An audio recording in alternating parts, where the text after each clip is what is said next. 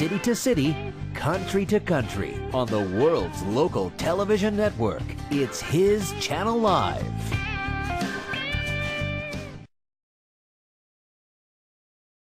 But a lot of it for me was, number one, applying a good, what I would hope to be good witness testimony ideas against the Gospels themselves. So, for example, if I'm looking at a witness and trying to determine is this really a reliable eyewitness to the case, I'm going to ask a couple simple things. I'm going to ask, number one, was he really there?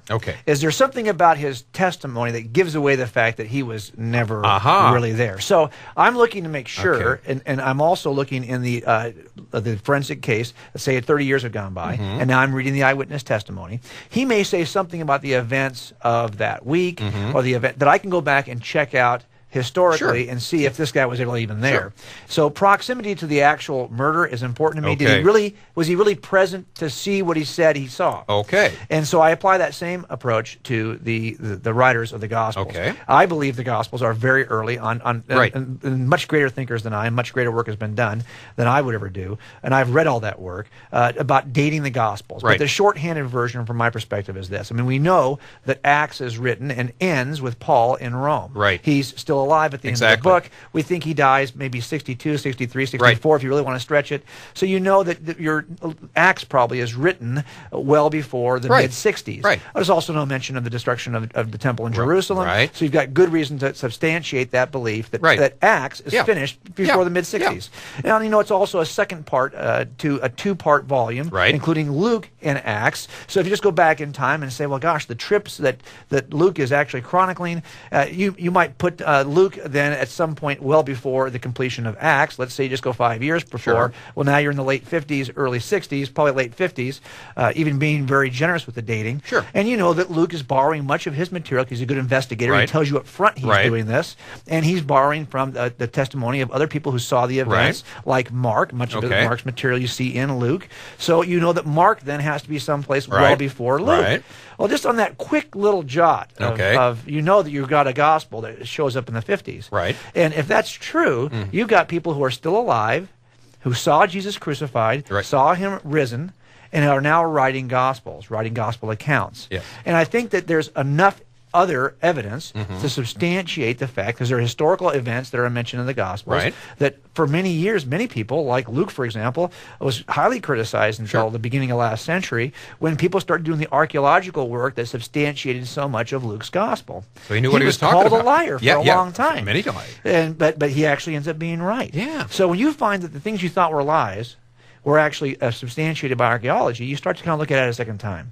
Now, of course, as a skeptic, I had the nasty problem of miracles. Because this history seems to be pretty good. But I have these miracles. What about these miracles? So you have to kind of deal with that. But before we even get to that, another aspect I'm looking at here is there a motive? Is there a motive behind the witness that might cause that person to lie to me or to make a false statement?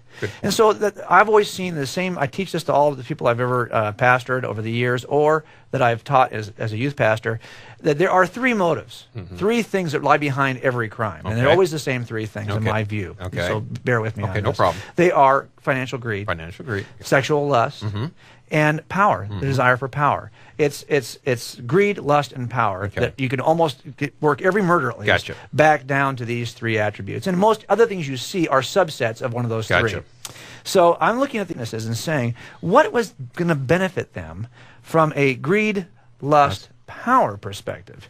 Now, you know these folks, how they died. You know how the apostles and the writers of the Gospels died. They died miserable deaths. They were chased across the country constantly. And while I'm sure they had many people in their small congregations that loved them, they did not attain power as we would think of it as. And certainly the cost for whatever little power they had, it seemed like to outweigh the benefit. So I don't think you can really attribute in the lust. I mean, these are people who took on austere lives, very virtuous lives, great cost, personal cost to themselves, and it just seems to me that they lack the kind of native motive I typically see in witnesses that makes me question whether the witness is telling the truth. Now, let me ask them, what about the fact that they were solid fishermen? You're not talking about philosophers or intellectuals. They're hard-headed, normal, everyday people. Did that enter into your thinking? Yeah, I think that it always does. I mean, we're looking for people who don't have a horse in the race. Exactly. And we're looking for people who are not trying to advance a certain theological position. Okay. They're not trying to advance a certain power structure. Good. They're not trying to advance something that will cause more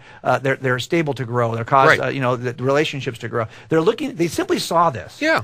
I don't even like the fact that I'm burdened with this. Yeah. But I saw it, so I'm going to tell you about it. As a matter of fact, along the way, you see people like Peter just make a mess of things occasionally. It almost feels like, he knows he has a responsibility to share the truth, but he doesn't always feel like he's all that equipped to do it. You know what I mean? So you see that kind of a struggle, and you go, wow, it just speaks to me as a very real, very raw eyewitness to the account who's doing the best he can, and it was going to cost him his life someday to tell the truth about what he saw.